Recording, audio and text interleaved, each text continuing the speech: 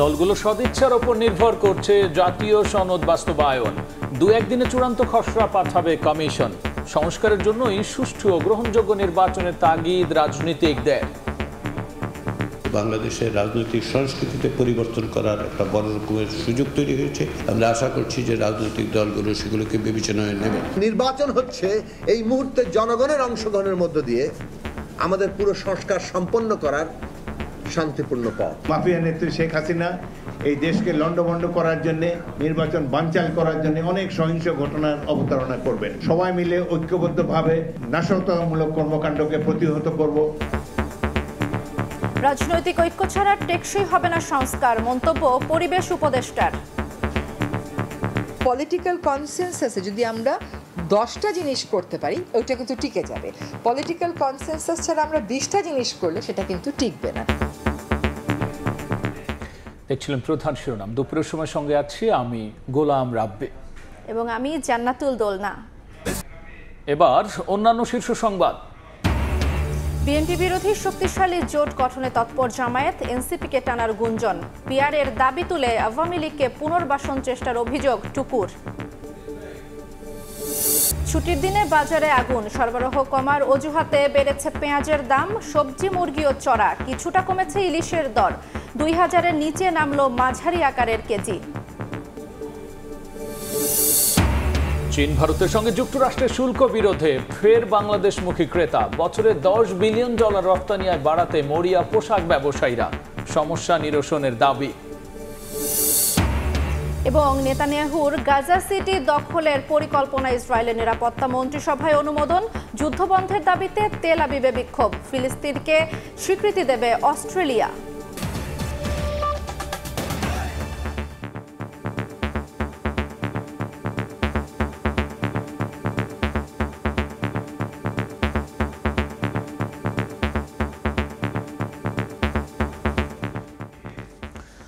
সংস্কার নিয়ে রাজনৈতিক দলগুলোর সঙ্গে ঐক্য হওয়া বিষয় বাস্তবায়নের পথ খুঁজছে কমিশন।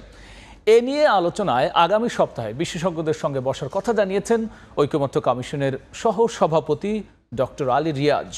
সকালে জাতীয় সংসদ ভবনের এলজি হলে সংবাদ সম্মেলনে তিনি জানিয়েছেন 2-1 দিনের মধ্যে জুলাই সনদের চূড়ান্ত খসড়া রাজনৈতিক দলের কাছে পাঠানো হবে। রাজনৈতিক দলের সদিচ্ছার উপর সনদের বাস্তবায়ন নির্ভর করছে বলেও এ সময় মনে করেন তিনি। শেখ হাসিনা পতনের পর ডক্টর ইউনূসের নেতৃত্বে গঠিত অন্তর্বর্তী সরকারের 1 বছর পূর্ণ হলো আজ। বিচার, সংস্কার, নির্বাচন এই 3 বিষয় সামনে রেখে পথ চলার 1 বছর পূর্তির দিনে সংসদ ভবনের এলডি হলে রাষ্ট্র কাঠামো সংস্কারে গঠিত কমিশন জাতীয় সনদ তৈরির অগ্রগতি জানাতে সংবাদ সম্মেলন করে। রাজনৈতিক দলগুলোর সঙ্গে 5.5 মাসের 2 দফা আলোচনার সারসংক্ষেপ তুলে ধরেন কমিশন সহসভাপতি অধ্যাপক আলী রিয়াজ। জানান, প্রথম দফার 166 সংস্কার প্রস্তাবের মধ্যে 25টিতে আপত্তির কারণে সেগুলো বাদ দিয়েছে কমিশন। প্রথম দফায় 62টি, দ্বিতীয় দফায় 11টিতে একমত হয়েছে দলগুলো। দ্বিতীয় দফায় 9টিতে ঐক্যমতে পৌঁছতে পারেনি তারা।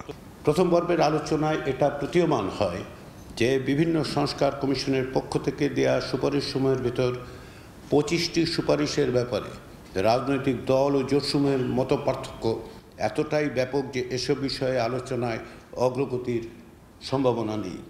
30 জুলাই সনদের প্রাথমিক খসড়া রাজনৈতিক দলের কাছে পাঠানো হয়। সেখানে বাস্তবায়ন নিয়ে বেশ কিছু মতামত দিয়েছে দলগুলো। এবার 2-1 দিনের মধ্যে সনদের চূড়ান্ত খসড়া পাঠানো হবে। আগামী সপ্তাহে বিশেষজ্ঞ মতামত নেবে কমিশন। জনগণ ও দেশের ভবিষ্যতের স্বার্থে সংস্কার বাস্তবায়নে রাজনৈতিক দলগুলোর প্রতি আহ্বান জানান ঐকমত্য কমিশনের সহ সভাপতি। প্রাথমিক একটি খসড়া দেওয়া হয়েছে সকলকে, সেই খসড়া অনুযায়ী তারা মন্তব্য করেছে। সেই খসড়া থেকে এই সমস্ত মন্তব্যের ভিত্তিতে একটি সমন্বিত পূর্ণাঙ্গ খসড়া, আবারও বলি জোর দিয়ে খসড়া আমরা আবার পাঠাবো এবং আমরা আশা করছি আগামী 2 দিনের মধ্যে সেটা পাঠাতে পারব। তারই পরিপ্রেক্ষিতে যদি সকলে একমত হয় তাহলে একটা স্বাক্ষরের দিন তারিখ ঠিক করা যাবে। ঐকমত্যের ভিত্তিতেই সব রাজনৈতিক দল জাতীয় সনদে স্বাক্ষর করবেন বলে আশা প্রকাশ করেন ডক্টর আলী রিয়াজ। সানবীর রূপল, সময় সংবাদ, ঢাকা। ভারতে বসে শেখ হাসিনা নির্বাচন বানচালের পরিকল্পনা করছেন উল্লেখ করে তা প্রতিহত করতে সবাইকে ঐক্যবদ্ধ থাকার আহ্বান জানিয়েছেন বিএনপির স্থায়ী কমিটির সদস্য হাফিজ উদ্দিন আহমদ। গণসংহতি পরিষদের প্রধান সমন্বয়ক জুনায়েদ সাকি বলেছেন, সংস্কারের জন্যই সুষ্ঠু ও গ্রহণযোগ্য নির্বাচন জরুরি। পতিত ফ্যাসিবাদী শক্তিকে নির্মূল করতে না পারলে সুফল মিলবে না বলে মন্তব্য করেছেন গণ অধিকার পরিষদের সভাপতি নুরুল হক নূর। অগ্নিসেনা সোশ্যাল ফাউন্ডেশন ও আমাদের নতুন বাংলাদেশ আয়োজিত জুলাই ২৪ গণ অভ্যুত্থানের বর্ষপূর্তিতে দ্রুত বিচার সম্পন্ন মৌলিক সংস্কার ও জাতীয় সংসদ নির্বাচন শীর্ষক আলোচনা সভায় অংশ নেন বিএনপির স্থায়ী কমিটির সদস্য হাফিজ উদ্দিন আহমেদ, জুনায়েদ সাকি ও নুরুল হক নূর। বক্তব্যে পতিত স্বৈরাচারী ফ্যাসিবাদী শক্তিকে নির্মূল করার আহ্বান জানান গণ অধিকার পরিষদের সভাপতি নুরুল হক নূর। জুনায়েদ সাকি বলেন, কেউ কেউ বিচার ও সংস্কারকে মুখোমুখি দাঁড় করিয়ে দিয়েছেন। বিচারের ধারাবাহিকতা নির্বাচিত সরকারকেও ধরে রাখতে হবে উল্লেখ করে তিনি জানান, সংস্কারের জন্য সুষ্ঠু ও গ্রহণযোগ্য নির্বাচন প্রয়োজন। এখন আমরা যারা আছি, আমরাও যদি একই সিস্টেমের মধ্যে দিয়ে আগামীতে দেশ চালাতে চাই, এটা চলবে না। এবং এই রাজনীতি কার্যত ২৪-এর গণ অভ্যুত্থানের মধ্যে দিয়ে বলা চলে মানুষের মন থেকে এই রাজনীতির চিন্তাধারাও বিলুপ্ত হয়ে যাচ্ছে। অনেকে বিচার এবং সংস্কারকে নির্বাচনের মুখোমুখি দাঁড় করিয়েছেন, সেটা আমাদেরকে একটা বিপজ্জনক খাদে নিয়ে ঠেকাবে। রাষ্ট্রের ধারণা ন্যায় বিচারের সাথে যুক্ত, বিচার আমাদের করতেই হবে। আমাদের নতুন যাত্রা হচ্ছে কিনা এটার প্রাথমিক লক্ষণ হচ্ছে আমরা ন্যায় বিচার প্রতিষ্ঠা করতে পারছি না। জুলাই আগস্টের হত্যাকাণ্ডের বিচার সহ গুম খুন, এই দেশের সমস্ত অন্যায় লুটপাট সবকিছুর বিচার করতে হবে। সংস্কার আমাদের করতেই হবে, কিন্তু সেই সংস্কারের জন্য নির্বাচন লাগবে এবং সেটা সুষ্ঠু নির্বাচন হবে। জামায়াতে ইসলামী ৭১-এর মহান মুক্তিযুদ্ধের বিরোধিতা করেছে উল্লেখ করে হাফিজ উদ্দিন জানান, যে পদ্ধতি সহজ ও গ্রহণযোগ্য সেভাবেই নির্বাচন হতে হবে। তারা পিয়ার সিস্টেমের কথা বলে নেব, কিন্তু নানা ধরনের আজব আজব থিওরি দিয়ে নির্বাচনকে বিলম্বিত করা বা নির্বাচন যাতে না হোক সে ধরনের পরিবেশ সৃষ্টি করা মোটেই কাম্য নয়। এ সময় বিএনপির স্থায়ী কমিটির সদস্য হাফিজ উদ্দিন আহমেদ আরও জানান, গণতন্ত্রকে একদলীয় শাসন ব্যবস্থায় রূপ দেওয়ার পাশাপাশি বিদেশে টাকা পাচার, লুটপাটে বিশ্ব রেকর্ড, বিরোধী মত দমনে অত্যাচার, নির্যাতন, গুম খুনের পাশাপাশি নির্বাচনের নামে দেশে জনগণের সঙ্গে প্রতারণা করেছেন শেখ হাসিনা। আসন্ন জাতীয় সংসদ নির্বাচনে ভারতে থেকে শেখ হাসিনা ষড়যন্ত্রের পরিকল্পনা করবেন উল্লেখ করে দেশবাসীকে তা প্রতিহতের আহ্বান জানান তিনি। নির্বাচনে আগে কিন্তু দেশে অনেক গন্ডগোল হবে। ভারতে আশ্রয় নিয়ে এই মাফিয়া নেত্রী শেখ হাসিনা এই দেশকে লন্ডভন্ড করার জন্য, নির্বাচন বানচাল করার জন্য অনেক সহিংস ঘটনার অবতারণা করবেন। আমরা দল মত নির্বিশেষে দেশবাসী সবাই মিলে ঐক্যবদ্ধভাবে এই মাফিয়াদের নাশকতামূলক কর্মকাণ্ডকে প্রতিহত করব। আজকের দিনে এই আমাদের অঙ্গীকার। তিনি বলেন, অবাধ, সুষ্ঠু ও নিরপেক্ষ নির্বাচনের মাধ্যমে জনগণের রায়ের প্রতিফলন ঘটবে। সাইফুল রুদ্র, সময় সংবাদ, ঢাকা। যে আয়োজন করেছেন বিএনপি বিরোধী শক্তিশালী জোট গঠনে তৎপর জামায়াতে ইসলামী। ধর্মভিত্তিক দল ছাড়াও এই জোটের শরিক হতে পারে মধ্যপন্থীরা। গুঞ্জন আছে এনসিপিকে জোটে ভেড়ানোরও। তবে জামায়াতের সভা সমাবেশে যোগ দেওয়াকে নির্বাচনী নয় বরং সংস্কার কেন্দ্রিক বলছে তরুণদের এই দলটি। প্রত্যাশিত জোট হলে নির্বাচনে ভালো ফলাফলের আশা জামায়াতের। আর বিএনপির অভিযোগ, পিআর পদ্ধতিতে নির্বাচন সহ নানা দাবি তুলে আওয়ামী লীগকে পুনর্বাসনের চেষ্টা চলছে। দেখব হাসান ওয়ালির রিপোর্ট। জুলাই সনদ ঘোষণাপত্র আর বিচার নিয়ে বাকবিতণ্ডার মধ্যেও দেশের রাজনীতিতে বইছে নির্বাচনী হাওয়া। চলছে রাজনৈতিক মিত্র বাড়ানোর প্রতিযোগিতা। সভা, সেমিনার আর সমাবেশে শক্তি প্রদর্শনে জমজমাট রাজনীতির মাঠ। বিএনপি এখনই নির্বাচনী জোট বা সমঝোতার ইঙ্গিত না দিলেও সমমনা দল ও জোটগুলোকে আস্থায় রেখেছে। মিত্র অনেক দলের নির্বাচনী এলাকায় স্থানীয় বিএনপিকে চিঠিও দিয়েছে দলটি। অন্যদিকে জামায়াত নেমেছে। ইসলামী আন্দোলন সহ অন্যান্য ইসলামী দল এবং বেশ কিছু মধ্যপন্থী দল নিয়ে জোটের চেষ্টায় দলটি। এরই মধ্যে সোহরাওয়ার্দী উদ্যানে জামায়াতের সমাবেশে বিএনপিকে দেখা না গেলেও এনসিপি, গণ অধিকার সহ ইসলামী দলগুলোর সরব উপস্থিতির দেখা মিলেছে। রাজনীতির মাঠে চাউর হয়েছে এসব দল মিলে হতে যাচ্ছে বিএনপি বিরোধী নির্বাচনী জোট। তবে এটিকে নির্বাচনী জোট নয় বরং সংস্কার কেন্দ্রিক জোট বলছেন এনসিপির এই নেতা। জুলাই সনদ এখনো চূড়ান্ত হয়নি, ফলশ্রুতিতে এবং নির্বাচনের তফসিল হয়নি। ফলে নির্বাচন কেন্দ্রে কি জোট হবে কি হবে না সেটির এখনও কোনো মেরুকরণ তৈরি হয় না। তবে সংস্কার বিএনপির বাহিরে অধিকাংশ দল, জামাত, ইসলামী আন্দোলন, এমনকি এনসিপি সহ সবগুলো দলে অনেকটা এক প্যারালালে চলে আসছে। ইসলামী দল ও সমমনাদের নিয়ে শক্তিশালী জোটের ব্যাপারে আশাবাদী জামায়াত। প্রত্যাশিত জোট হলে ভালো ফলাফলের ব্যাপারে আত্মবিশ্বাসীও দলটি। আমরা 300 আসনেই নির্বাচন করব, তবে এককভাবে জামাত ইসলামী নির্বাচন 300 আসনে না করে সমমনা দলগুলোকে নিয়ে আমরা সিট সমঝোতার মাধ্যমে এই নির্বাচনটি করব। জামাত অবশ্যই এবার জনগণের আস্থা পাবে, এটা আমরা বিশ্বাস করি। বিএনপিকে বাইরে রেখে এসব দলের সভা সমাবেশের দাবি দেওয়ার সমালোচনা করছেন বিএনপির স্থায়ী কমিটির সদস্য ইকবাল হাসান মাহমুদ টুকু। তার মতে পিয়ারের মতো নানা দাবি তুলে আওয়ামী লীগকে পুনর্বাসনের চেষ্টা চলছে। কোনোদিনও এই ধরনের সরকার এসে ওই ইউনিয়ন পরিষদের নির্বাচন করে নাই, উপজেলা নির্বাচন করে, তারা নির্বাচন করেছে, জাতীয় নির্বাচন করেছে। সুতরাং ওনারা পক্ষান্তরে এই পিয়ার করে আওয়ামী লীগকে রাজনীতিতে আবার পুনরুদ্ধার করতে চাচ্ছে। তবে এখনই চূড়ান্ত জোটের সম্ভাবনা দেখছেন না এই রাজনৈতিক বিশ্লেষক। ইসলামিক দলগুলোর মধ্যে একটা জোট হতে পারে, এনসিপির সাথে জামাতের জোট হতে পারে, নাও হতে পারে, কারণ টাইম তো এখনো আছে। ক্রমাগত এই ট্রায়াল অ্যান্ড এররের মধ্য দিয়েই যাবে রাজনীতি। 5 আগস্ট গণঅভ্যুত্থানের বর্ষপূর্তিতে জাতির উদ্দেশ্যে দেওয়া ভাষণে ফেব্রুয়ারির প্রথমার্ধে ভোটের সুনির্দিষ্ট তারিখ ঘোষণা করেছেন প্রধান উপদেষ্টা। এরপরই ডিসেম্বরের প্রথমার্ধে তফসিল ঘোষণার সিদ্ধান্তও জানিয়েছে নির্বাচন কমিশন। হাসান ওয়ালি, সময় সংবাদ, ঢাকা। রাজনৈতিক ঐক্য ছাড়া সংস্কার টেকসই হবে না বলে মন্তব্য করেছেন পরিবেশ উপদেষ্টা সৈয়দা রিজওয়ানা হাসান। তিনি জানান, সংস্কারের মাধ্যমে দুর্নীতি দূর করা সহ বিভিন্ন ক্ষেত্রে কাঠামো গড়ে তোলার চেষ্টা করছে সরকার।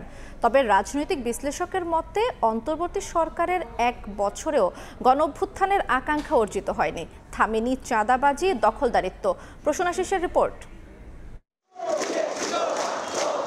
সরকারি চাকরিতে কোটা সংস্কার আর বৈষম্য নিরসনের দাবিতে শিক্ষার্থীদের আন্দোলন।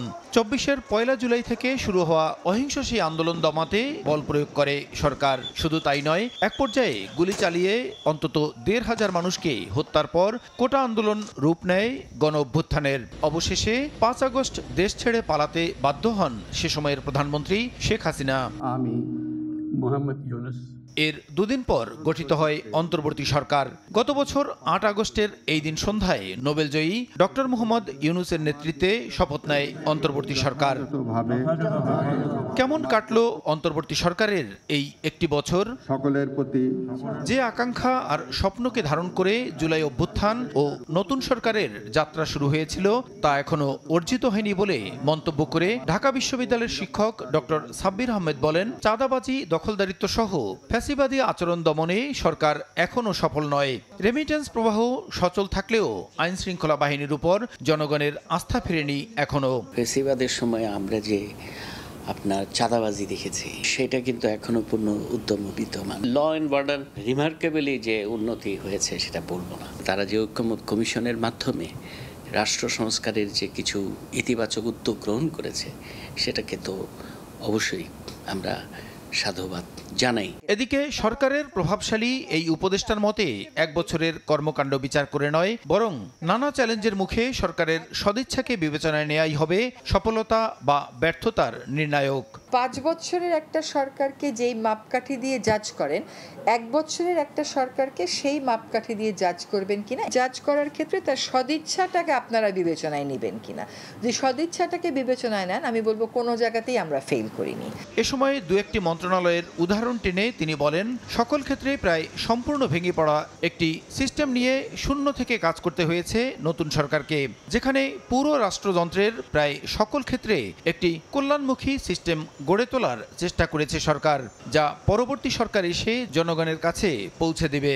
এইগুলো আসলে 1-1.5 বছরে আমরা করে যেতে পারবো না, কিন্তু আমরা একটা সিস্টেম ইন প্লেস আনবার চেষ্টা করব, যেটার ফলে পরবর্তীতে এই সিস্টেমটা ডেলিভার্ড হবে, এবং সেটা তখনই ডেলিভার্ড হবে যখন পরবর্তী নির্বাচিত সরকারগুলো সেটাকে অন করবে। রাজনৈতিক ঐকমত্য ছাড়া এ সরকারের সংস্কার বা পরিবর্তনগুলো টেকসই হবে না মন্তব্য করে বলেন, যেসব ক্ষেত্রে ঐকমত্য হবে সেগুলো স্বাক্ষরিত হওয়া উচিত। পরিবর্তনটাকে টেকসই করতে আমরা ঐক্যমতের দিকে যাচ্ছি। পলিটিক্যাল কনসেনসাসে যদি আমরা 10টা জিনিস করতে পারি ওইটা কিন্তু টিকে যাবে। পলিটিক্যাল কনসেনসাস ছাড়া আমরা 20টা জিনিস করলে সেটা কিন্তু টিকবে না। আমাদের আপ্রাণ চেষ্টা হবে যে সমস্ত জায়গায় ঐক্যমত হয় সেগুলো যেন স্বাক্ষরিত ঐক্যমত হয়। আমরা বিচারেও এগিয়েছি, সংস্কারেও এগিয়েছি, এখন প্রাতিষ্ঠানিকভাবে নির্বাচনের যাত্রা। দায়িত্ব পালন শেষে অন্তর্বর্তী সরকারের উপদেষ্টারা সবাই স্ব কাজে ফিরবেন বলেও জানান পরিবেশ উপদেষ্টা। আমরা যেই কাজ করতাম সেই কাজে ফেরত যাব। প্রসূন আশিস, সময় সংবাদ, ঢাকা। এবার অন্য প্রসঙ্গ। গাজীপুরের সাংবাদিক তুহিন হত্যার ঘটনায় 5 জনকে গ্রেফতার করেছে পুলিশ। সব আসামিকে দ্রুত আইনের আওতায় আনার দাবিতে গাজীপুর এবং ময়মনসিংহে মানববন্ধন করেছেন গণমাধ্যম কর্মীরা। এদিকে বাদাসর ময়মনসিংহের ভাটিপাড়ার গ্রামের বাড়িতে পারিবারিক কবরস্থানে দাফন করা হবে তুহিনকে। সাংবাদিক আসাদুজ্জামান তুহিন হত্যার প্রতিবাদে রাজপথে গণমাধ্যম কর্মীরা। শুক্রবার সকালে গাজীপুরে জয়দেবপুরে এবং ময়মনসিংহের ফুলবাড়িয়ায় মানববন্ধন করেন গণমাধ্যম কর্মীরা। ক্ষোভ প্রকাশ করে বক্তারা দোষীদের দ্রুত আইনের আওতায় আনার দাবি জানান। তুহিন সাংবাদিক নিহত হয়েছে, সে কাছেই ছিল একটি পুলিশ বক্স, তাদের সামনেই ঘটনা ঘটেছে। আমাদের নিরাপত্তা কোথায়? যদি সাংবাদিকরা কোথাও আহত বা নিহত হয় তার বিচার কিন্তু সবচেয়ে প্রলম্বিত হয়। সংবাদপত্র কণ্ঠরোধ করতেই এই হত্যাকাণ্ডের ঘটনা আমরা মনে করি। একটা অপরাধীর যদি সঠিক বিচার হইতো তাহলে আর কোনো দ্বিতীয় অপরাধী এটা পার পাইতো না। এদিকে বৃহস্পতিবার রাতেই নিহত তুহিনের বড় ভাই সেলিম বাদী হয়ে বাসন থানায় অজ্ঞাত 20 থেকে 25 জনের বিরুদ্ধে একটি মামলা করেন। সিসিটিভি ফুটেজ দেখে 5 জনকে শনাক্ত করেছে পুলিশ। এরা কখনো এলাকায় থাকে, কখনো এলাকার বাইরে চলে যায়। এরা আসলে এখানকার স্থায়ী সবাই না। প্রাথমিক অবস্থা বিভিন্নজন বিভিন্নভাবে কথা বলছে। আসলে সাবিদুল্লাহর প্রেক্ষিতে তার উপর ক্ষিপ্ত হয়ে তারা একে এসে হত্যা করেছে। এদিকে সাংবাদিক তুহিনকে হত্যার ঘটনায় শোকে স্তব্ধ জন্মস্থান ময়মনসিংহের ফুলবাড়িয়ার ভাটিপাড়ার গ্রামের বাসিন্দারা। বৃদ্ধ বাবা মা ও স্বজনদের আহাজারিতে ভারী পরিবেশ। পরিবারটির পাশে দাঁড়াতে সরকারকে এগিয়ে আসার আহ্বান তাদের। কুপিয়ে হত্যা করে দুর্বৃত্তরা। প্রত্যক্ষদর্শীরা জানান অস্ত্র নিয়ে মহড়ার ভিডিও ধারণ করেছিলেন সাংবাদিক আসাদুজ্জামান তুহিন। এতে ক্ষিপ্ত হয়ে রামদা চাপাতি নিয়ে ধাওয়া দিয়ে তাকে হত্যা করা হয়। ফাহারি ফারজানা, সময় সংবাদ। এই মুহূর্তে গাজীপুরে ঈদগাহ মাঠে আছেন সহকর্মী মাসুদুর রহমান, সরাসরি যাচ্ছি তার কাছে। সাংবাদিক তুহিনের নামাজে জানাজার জন্য প্রস্তুতি নেওয়া হচ্ছে। এর আগে তার সহকর্মী সহ বিভিন্ন রাজনৈতিক দলের পক্ষ থেকে তাকে নিয়ে স্মৃতিচারণ সহ এই হত্যার বিচারের দাবিতে সবাই আসলে একটি দাবি জানাচ্ছেন যে যারা এর সাথে জড়িত তাদেরকে যত দ্রুততম সময়ে আইনের আওতায় আনা হবে। আর এই ঘটনার যদি একটু কথা বলতে চাই যে কালকে এই হত্যাকাণ্ড হওয়ার পর থেকেই বিভিন্ন তথ্য সামাজিক যোগাযোগ মাধ্যম সহ বিভিন্ন জায়গায় ছড়িয়ে পড়ে, যে কারণে বেশ কিছু বিতর্ক তৈরি হয়। আসলে চাঁদাবাজির লাইভ করা বা চাঁদাবাজি করা এই দুটো ঘটনা বা ছিনতাইকারী কোনোটি আসলে এই ঘটনার সাথে এখন পর্যন্ত আইন শৃঙ্খলা বাহিনী বের করতে পারেনি। এর জন্য এখন পর্যন্ত যেটি বলা হচ্ছে যে এটি পুরোপুরি একটি হানি ট্র্যাপ চক্রের খপ্পরে আসলে তিনি পড়ে গিয়েছিলেন, যে একটি বাদশা মিয়া নামে এক ব্যক্তিকে এক নারী ট্র্যাপে ফেলার চেষ্টা করছিলেন। সেই সময়ে তার সাথে সেই গ্রুপের সদস্যদের একটি সংঘর্ষ, একটি তর্ক বিতর্কে জড়ায় এবং সেই নারীকে বাদশা মিয়া আঘাত করার পর সেই নারীর যেই বাকি সহকর্মীরা ছিল বা বাকি সহযোগীরা ছিল তারা এসে সেই বাদশা মিয়ার উপর হামলা করে। সাংবাদিক তুহিন ঠিক সেই মুহূর্তে সেই জায়গাটিতেই ছিল সেই চৌরাস্তায়। সেই বিষয়টি দেখে সে ভিডিও করতে করে এবং তাদের পিছু নেয় এবং এক পর্যায়ে যেহেতু অনেক ভিড় থাকে সেই ভিড়ের মধ্যে বাদশা মিয়াকে সেই চক্রের সদস্যরা হারিয়ে ফেলে এবং পেছনে তাকিয়ে তারা তুহিনকে দেখতে পায় এবং সেই দেখতে পাওয়ার সেই আক্রোশ, যেহেতু তারা তাদের সেই ভিডিও বিষয়গুলো তাদের এই চক্রের কার্যক্রম ভিডিও করে ফেলেছিল, সে কারণে তুহিনের উপকে তারা পিছু করে এবং কিছু দূর এনে চৌরাস্তার পাশে ঈদগাহ মার্কেট রয়েছে, সেই মার্কেটের নিচে একটি দোকানের ভেতর কুপিয়ে তাকে নির্মমভাবে হত্যা করে। তো তুহিনের সাথে সে সময় সাংবাদিক শামীম ছিলেন। সেই শামীমের বক্তব্য পাশাপাশি যেই বাদশা মিয়া তার বক্তব্য পাশাপাশি এখানকার যে সিসিটিভি ফুটেজ সেগুলো পর্যালোচনা করে এখন পর্যন্ত ঘটনাটি এই পর্যায়ে এসে তারা উপস্থিত হয়েছে এবং 5 জনকে শনাক্ত করা হয়েছে। এই 5 জনকে তারা গ্রেফতার করার জন্য একাধিক টিম কাজ করছে। এই ছিল আসলে আমার কাছে তুহিন হত্যাকাণ্ডের সর্বশেষ তথ্য। আমরা সরাসরি যুক্ত ছিলাম গাজীপুর থেকে। দুপুরের সময়ে আরও থাকছে এখনো সচল হয়নি পদ্মা সেতু রেল নেটওয়ার্কের 5 স্টেশন। ট্রেনে চড়তে কমলাপুরে ছুটতে হচ্ছে মুন্সিগঞ্জ মাদারীপুরবাসীকে। পর্যায়ক্রমে চালুর পরিকল্পনা।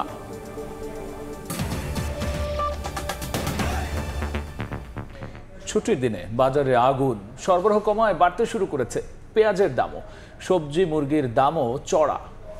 কিছুটা কমতির দিকে ইলিশের দর।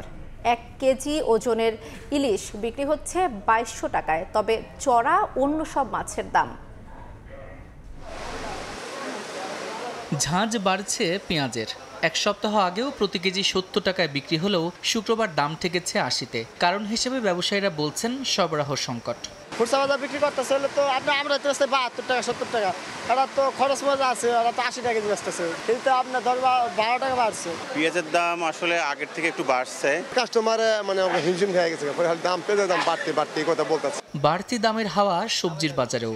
সপ্তাহ ব্যবধানে 20 টাকা বেড়ে রাজধানীর কারওয়ান বাজারে টমেটো বিক্রি হচ্ছে 160 থেকে 180 টাকায়। এছাড়া দাম বেড়েছে শসা, করলা, বেগুন, পেঁপে সহ অধিকাংশ সবজির। টানা বৃষ্টিতে সরবরাহ কমার দাবি বিক্রেতাদের। সবজির বাজার গত সপ্তাহ থেকে এই সপ্তাহে 10 টাকা 20 টাকা প্লাস হয়েছে। যদি আবহাওয়াটা ভালো হয়ে যায়, বর্ষা মৌসুমটা কেটে যায়, তাহলে সর্বোচ্চ 15-20 দিনের ভিতরে সবকিছু নিয়ন্ত্রণের ভিতরে আসবে। কেউ হয়তো কম খায়া তার প্রয়োজন মিটাইতেছে, চাহিদা অনুযায়ী কেউ তার বাজার করতে পারতেছে না বর্তমানে। কিছুটা সাধ্যের বাইরে, মধ্যবিত্ত আমাদের জন্য সাধ্যের বাইরে। শসা, সিম, বেগুন এগুলোর দাম বাড়তি, টমেটো দাম অনেক বেশি, কেনা যাচ্ছে না, সাহস পাচ্ছি না কিনতে।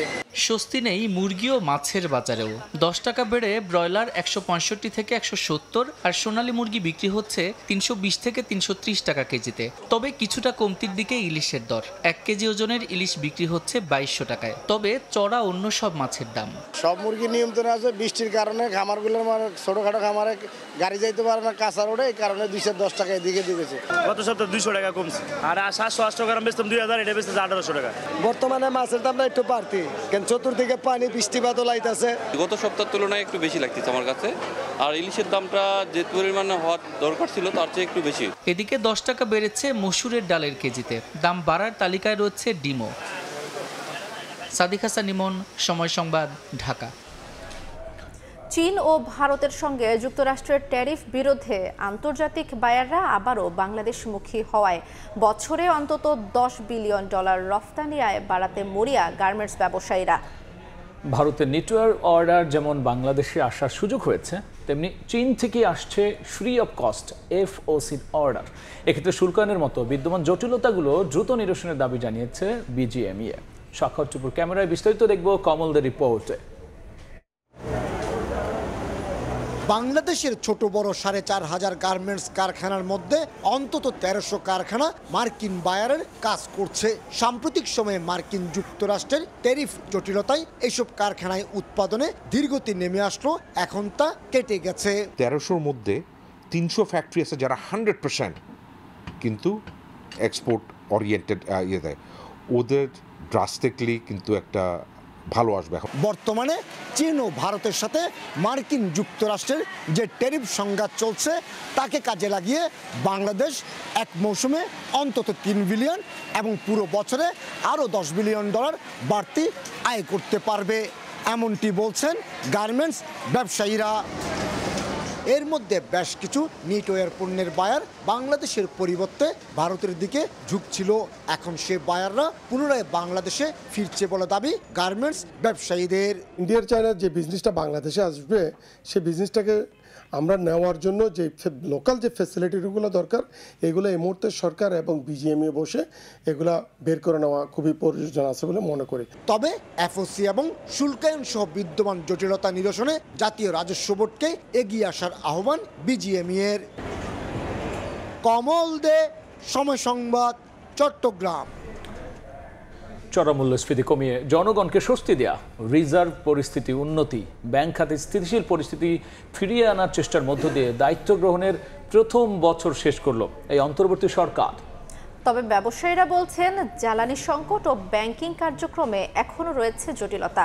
অর্থনীতিবিদরা বলছেন বিনিয়োগে চাঞ্চল্য ফেরানো ও কর্মসংস্থান সৃষ্টিতে প্রত্যাশিত সাফল্য আসেনি। ফরহাদুর রহমানের রিপোর্ট। গণ অভ্যুত্থানে আওয়ামী লীগ সরকার পতনের পর অর্থনৈতিকভাবে ভঙ্গুর ও টালমাটাল পরিস্থিতিতে দায়িত্ব নেয় অন্তর্বর্তী সরকার।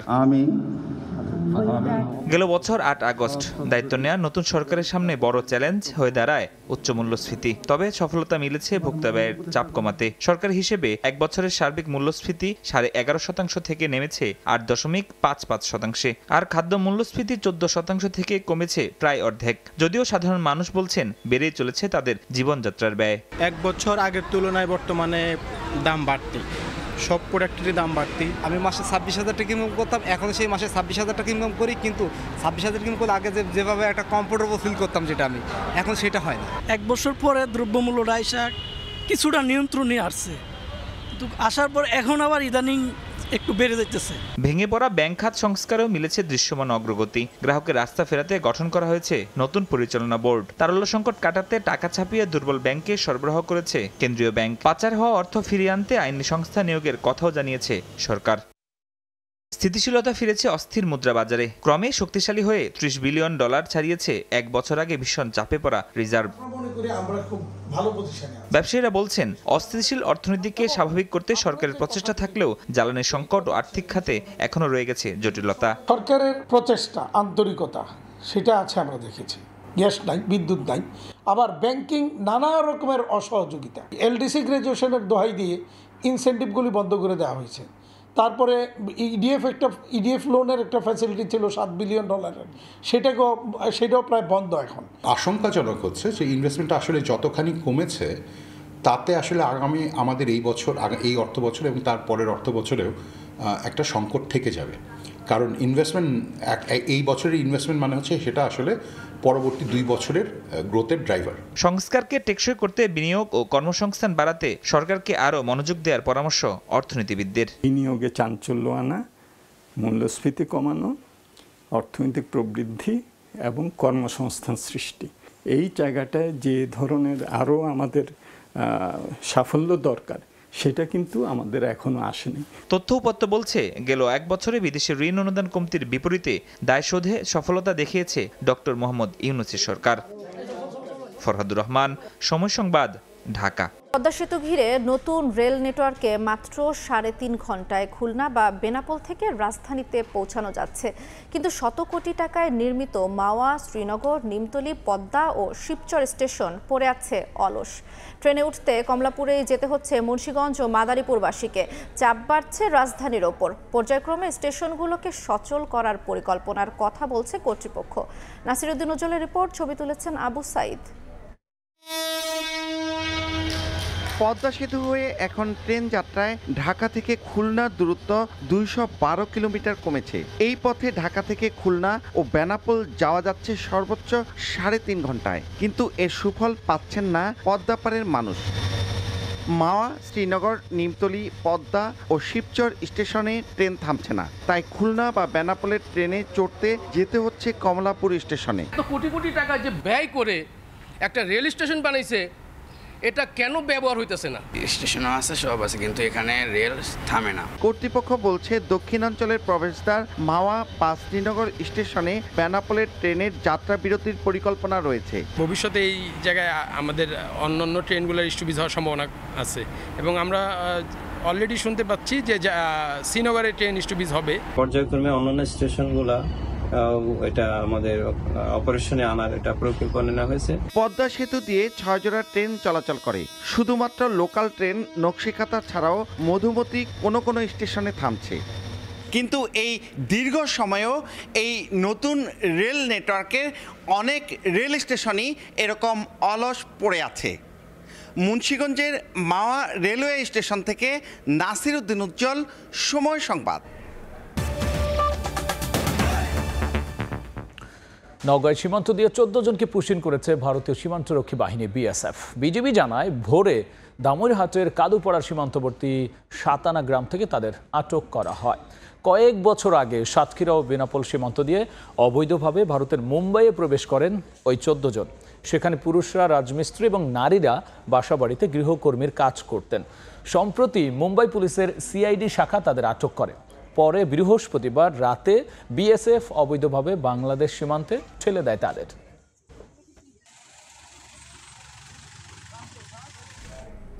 বর্ষা মৌসুমে জলাবদ্ধতায় ভুগছে গাজীপুরবাসী। নগরীর অলি গলির কোথাও হাঁটু পানি, কোথাও কোমর পানি, বাদ যায়নি প্রধান সড়কও। নিজেদের দুর্বলতার কথা জানিয়ে বিআরটিএ প্রকল্পের ওপর দায় চাপাচ্ছে সিটি কর্পোরেশন।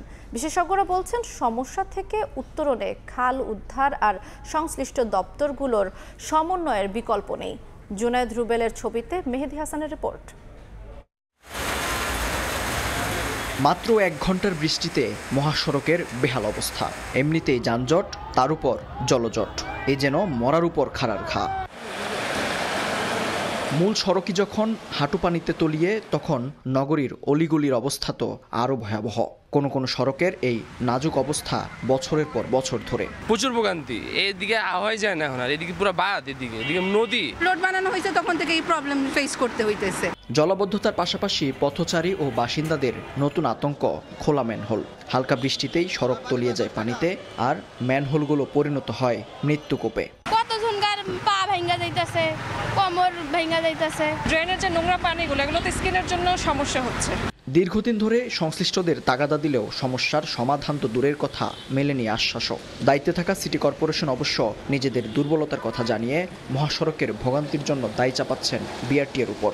সীমিত লোকবল দ্বারা সর্বোচ্চ চেষ্টা করে যাচ্ছি আমরা এই রাস্তাঘাটগুলো সচল রাখার জন্য। শিগগিরই ড্রেনেজ ব্যবস্থা ঢেলে সাজানোর পাশাপাশি খাল রক্ষায় কঠোর আইন প্রয়োগ এবং সংশ্লিষ্ট দপ্তরগুলোর সমন্বয়ের পরামর্শ বিশেষজ্ঞদের। সিটি কর্পোরেশন এবং বিআরটি প্রকল্পের মধ্যে যে সমন্বয়হীনতা, কিভাবে একটা ইন্টিগ্রেটেড ম্যানেজমেন্ট এবং ইন্টিগ্রেটেড অ্যাপ্রোচ তৈরি করা যায়, সেই বিষয়ে তাদের নজরদারি করতে হবে। আশ্বাস নয়, এবার বছরের পর বছর ধরে চলতে থাকা এই জলাবদ্ধতার স্থায়ী সমাধান চায় নগরবাসী। মেহেদী হাসান, সময় সংবাদ, গাজীপুর। এবার দেশের বাইরের খবর। নেতানিয়াহুর গাজা সিটি দখলের প্রস্তাব অনুমোদন দিয়েছে ইসরায়েলের নিরাপত্তা মন্ত্রিসভা। শুক্রবার এই বিষয়টি নিশ্চিত করেছে প্রধানমন্ত্রীর কার্যালয়। নেতানিয়াহুর পরিকল্পনার সমালোচনা করেছেন খোদ ইসরায়েলের বিরোধী নেতা ও সেনাপ্রধান। নিন্দা জানিয়েছে ফিলিস্তিনের স্বাধীনতাকামী সংগঠন হামাসও। এদিকে ফিলিস্তিনকে স্বীকৃতি দেওয়ার বিষয়টি বিবেচনা করছে অস্ট্রেলিয়া। স্থানীয় সময় বৃহস্পতিবার প্রধানমন্ত্রী বিনিয়ামিন নেতানিয়াহুর গাজা সিটি দখলের পরিকল্পনা নিয়ে আলোচনায় বসে ইসরায়েলের নিরাপত্তা মন্ত্রিসভা। দীর্ঘ 9 ঘন্টার বেশি সময় ধরে চলে এ বৈঠক। শুক্রবার প্রধানমন্ত্রীর কার্যালয় থেকে এক বিবৃতির মাধ্যমে জানানো হয়, হামাসের পরাজয় নিশ্চিত করতে নেতানিয়াহুর এ পরিকল্পনা অনুমোদন দিয়েছে মন্ত্রিসভা। পরিকল্পনা অনুযায়ী ইসরায়েলি সেনাবাহিনীকে গাজা সিটি দখলের প্রস্তুতি নিতে বলা হয়েছে। এক প্রতিবেদনে এই তথ্য জানায় সংবাদ মাধ্যম অ্যাক্সিওস। প্রতিবেদনে যুদ্ধক্ষেত্রের বাইরের জনগণকে মানবিক সহায়তা দেওয়ার কথাও বলা হয়। নেতানিয়াহুর এ ঘোষণার তীব্র সমালোচনা করেছেন ইসরায়েলের বিরোধী দলীয় নেতা ইয়ার লাপিদ।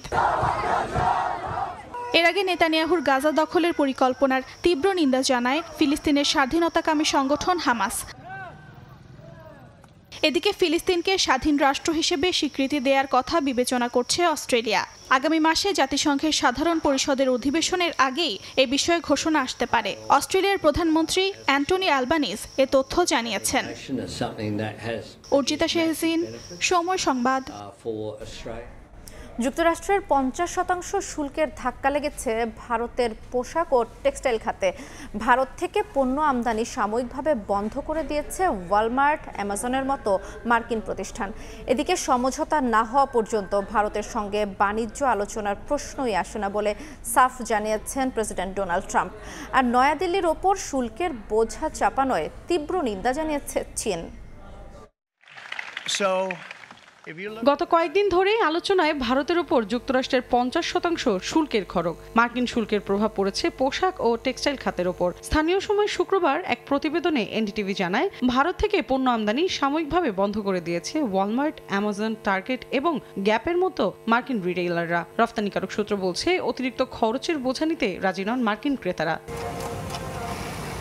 প্রতিবেদনে আরও বলা হয়, এই শুল্ক বৃদ্ধির কারণে পোশাক ও টেক্সটাইল পণ্যে খরচ বেড়ে যাবে 30 থেকে 35%। এতে যুক্তরাষ্ট্রমুখী অর্ডার 40 থেকে 50% পর্যন্ত কমে যেতে পারে, যার আর্থিক ক্ষতি দাঁড়াতে পারে 400 থেকে 500 কোটি মার্কিন ডলার। সবচেয়ে বেশি ক্ষতিগ্রস্ত হবে ওয়ালসপেন, গোলাকদাস, এক্সপোর্টস, ট্রাইডেন্টের মতো কোম্পানিগুলো, যাদের 40 থেকে 70% বিক্রি নির্ভর করে মার্কিন বাজারে। এদিকে সমঝোতা না হওয়া পর্যন্ত ভারতের সঙ্গে বাণিজ্য আলোচনা হবে না বলে সাফ জানিয়ে দিয়েছেন মার্কিন প্রেসিডেন্ট ডোনাল্ড ট্রাম্প। তিনি আরো বলেন, প্রাথমিকভাবে 25% শুল্ক 7 আগস্ট থেকে কার্যকর হয়েছে। বর্ধিত শুল্ক কার্যকর হবে আগস্টের শেষ সপ্তাহ থেকে। তবে নির্দিষ্ট কিছু পণ্য ও যাত্রাপথে থাকা চালান এই শুল্ক থেকে আপাতত ছাড় পাবে। রাশিয়া থেকে জ্বালানি কেনার জন্য ভারতকে দেয়া ট্রাম্পের এই শাস্তির তীব্র নিন্দা জানিয়েছে চীন। এ বিষয়ে সামাজিক যোগাযোগ মাধ্যম এক্সের এক পোস্টে দিল্লিতে নিযুক্ত চীনা রাষ্ট্রদূত ট্রাম্পের সমালোচনা করেন। অস্ত্রকে শুল্ক বানিয়ে অন্য দেশকে চেপে ধরার চেষ্টা জাতিসংঘ সনদের পরিপন্থী বলেও জানান তিনি।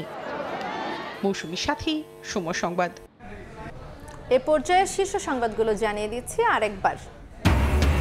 নির্বাচনের আগে দেশে গন্ডগোলের শঙ্কা বিএনপির। ভোট বানচালের চেষ্টা রুখতে ঐক্যবদ্ধ থাকার আহ্বান।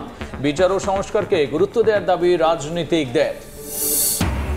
দলগুলোর সদিচ্ছার উপর নির্ভর করছে জাতীয় সনদ বাস্তবায়ন। 2-1 দিনের মধ্যে চূড়ান্ত খসড়া পাঠাবে ঐকমত্য কমিশন। আগামী সপ্তাহে বিশেষজ্ঞদের সঙ্গে বৈঠক।